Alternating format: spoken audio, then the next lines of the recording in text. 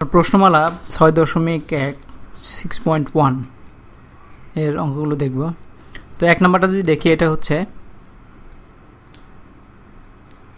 এক নাম্বার যেটা দেওয়া আছে, আমাদের এক্স ভ্যালুগুলোর এই পাশে নিয়ে আসবো আর কনস্ট্যান্টগুলো বা ধ্রুবকগুলোকে এই পাশে নিয়ে আসবো, এবং এটা মাইনাস প্লাস হয়ে যাবে আর এটা প্লাস আছে মাইনাস হয়ে যাবে, হলে আমরা এক্সের মান বের করে ফেলতে পারবো। 2 নাম্বারও আমরা আমাদের এগুলোকে লসাগু করব। লসাগু করার পরে আমরা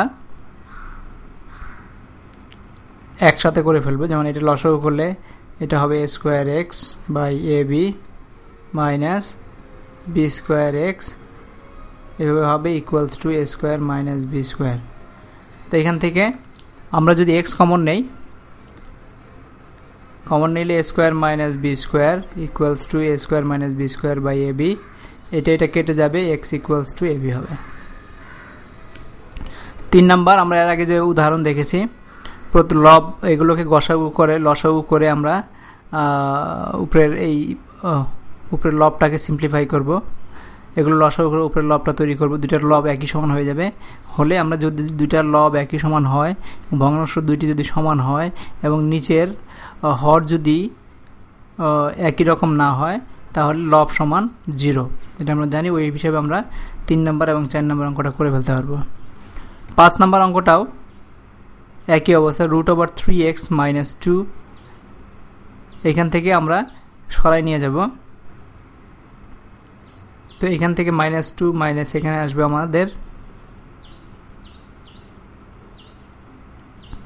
এটাকে নিয়ে আসবে এখানে হবে +2, তার মানে হচ্ছে +2, এখানে হবে √3x ইকুয়ালস টু 2√3 প্লাস 6।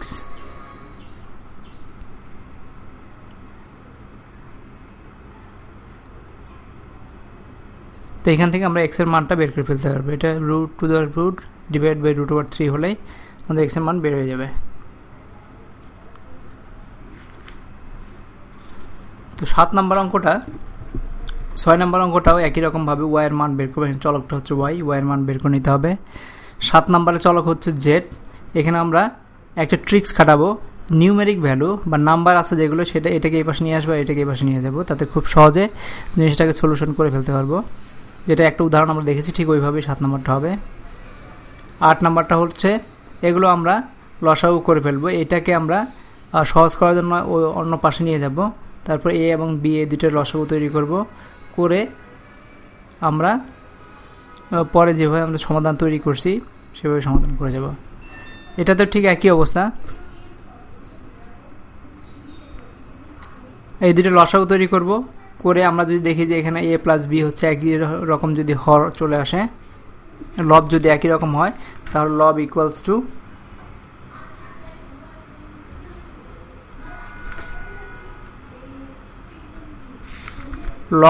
আমরা সেভাবে দিয়ে দিব।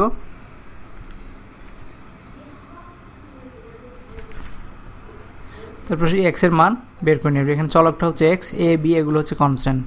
10 ঠিক একইভাবে করে ফেলবা। 11 নম্বর অঙ্কটাতে যেটা করতে হচ্ছে, এটা জাস্ট আমরা যদি মাল্টিপ্লাই করি, ক্রস গুণন করি, এটার সাথে গুণন করি, এটার সাথে গুণন করি, তাহলে আমরা সহজ ভগ্নাংশবিহীন একটা সমীকরণ পাবো। সেই সমীকরণ থেকে এক্স এর মানটা আমরা বের করে ফেলতে পারবো, এক্স এর মান বের করে ফেলবো। এটাতে ঠিক একই অবস্থা। এটার সাথে আমরা এক কাজ করে নিতে পারি, সেটা হচ্ছে এটাকে উল্টে দিতে পারি। এখানে এটাকে আমরা একটু উল্টে রাখলে x minus b divided by a square minus b square হবে। এখানে সামনে একটা মাইনাস আসবে, তো যদি মাইনাস আসে, এটা যদি আমরা নিয়ে এসে পড়ি, মাইনাসটা নিয়ে আসলে হবে x minus a equals to minus x minus b, এটা হবে। এখান থেকে আমাদের খুব সহজে এক্স এর মানটা বের করে নিয়ে আসতে পারবো।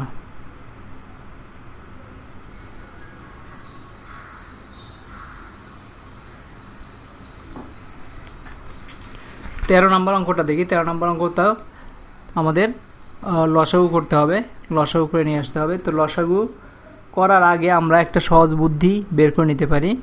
যেমন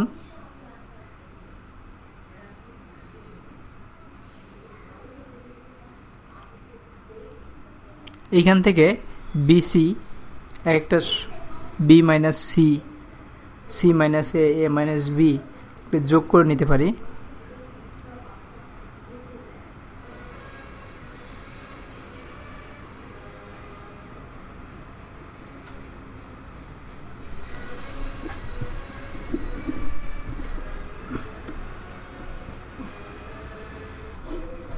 এর পরের অঙ্কগুলো তোমরা একইভাবে করে নেবা, লসাগু করে নিতে। আমরা 19 নম্বর অঙ্কটা দেখি। 19 নম্বর অঙ্কটা একটু স্পেশাল আছে। এখানে হচ্ছে দেওয়া আছে 2z minus 1 divided by 2z plus 1, 2z minus 1, 2z plus 1 equals to 3z minus 1 divided by 3z plus 2। তো এখান থেকে আমরা যেটা করতে পারি, যদি ক্রস মাল্টিপ্লিকেশন করি এটার সাথে এইটা বা এইটার সাথে এইটা, তাহলে আসতেছে 2z minus 1 into 3z plus 2 is equal to 2z plus 1 into 3z minus 1। তো এখানে আমরা আবার লিখতে পারি, এটা যদি মাল্টিপ্লিকেশন করে দিই আমরা এখন,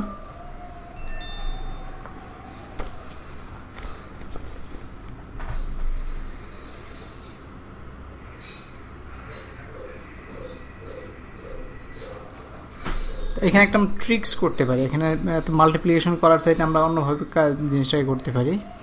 সেটা হচ্ছে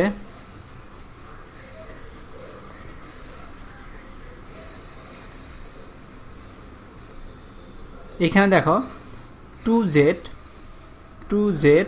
minus 1 divided by 2z plus 1 is equal to 3z minus 1, 3z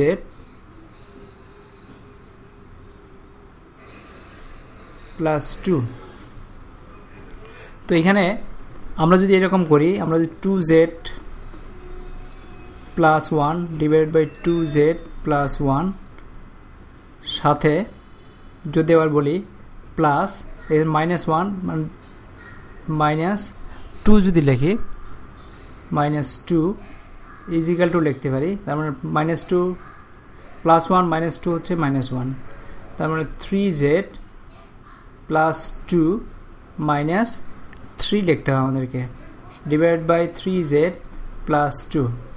তো এখানে আমরা খুব সহজ অঙ্কটা করতে পারি। এটা যদি একটু ভাগ করে দেই, এটা হবে 1, এটা কেটে যাবে, minus 2 by 2z plus 1 is equal to এটা কেটে যাবে, তার মানে হচ্ছে 1 মাইনাস 3 বাই 3z প্লাস 2। তো এইখান থেকে 1 যেটা আছে, এই 1 ক্যান্সেল হয়ে যাবে, তার মানে হবে minus 2 equals to 2z plus 1 equals to minus 3z plus 2। তো এখান থেকে আমরা নিতে পারি, যদি ক্রস মাল্টিপ্লিকেশন করে দেই তাহলে হচ্ছে এটা minus 6 minus into 6z plus 2 into 2 4,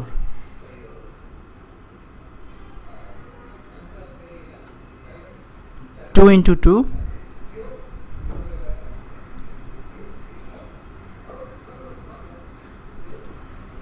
এখানে 2 into 2 হচ্ছে 4,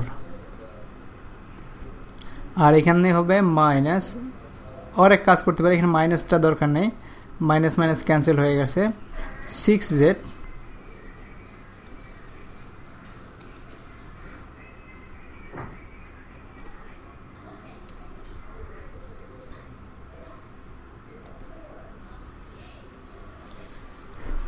ক্যান্সেল হয়ে গেল, 6z plus 4 2 2 4 equals to 6z plus 6। তো এইখান থেকে 6z ক্যান্সেল হয়ে যায়, 4z ইকুয়ালস টু 6, যেটা অসম্ভব, যেটা কখনোই 3 ইকুয়ালস টু 4 বা 4 ইকুয়ালস টু